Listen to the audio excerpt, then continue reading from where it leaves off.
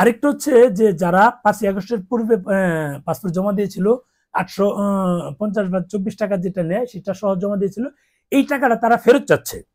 এখন এই টাকাটা ফেরত কিভাবে পাবে, অথবা যদি ট্যুরিস্ট ভিসা চালু হয়, ট্যুরিস্ট ভিসা চালু হলে কি এই যারা আগে টাকা জমা দেওয়া আছে তাদের পাসপোর্ট গুলো কি আগে জমা দিতে পারবে কিনা, এরকম কোনো বিষয় আছে কিনা, এটাও একটা বিষয় অনেকে জানতে চাচ্ছে। এই ক্ষেত্রে বলি যে আমি যতটুকু আপডেট পেয়েছি, যারা আগে ট্যুরিস্ট ভিসার জন্য জমা দিয়েছিল তাদেরকে প্রথমে ডাকা হতে পারে, এমন একটা বিষয় আছে যে তাদেরকে ডেকে স্বাভাবিক মানে নতুন আবেদন জমা নেওয়ার আগে তাদেরকে ডেকে তাদের বিষয়গুলো পাসপোর্টগুলো নিয়ে তাদেরকে যদি ভিসা দেওয়ার মতো যোগ্যতা থাকে তাহলে তাদেরকে ভিসা দিয়ে দিবে।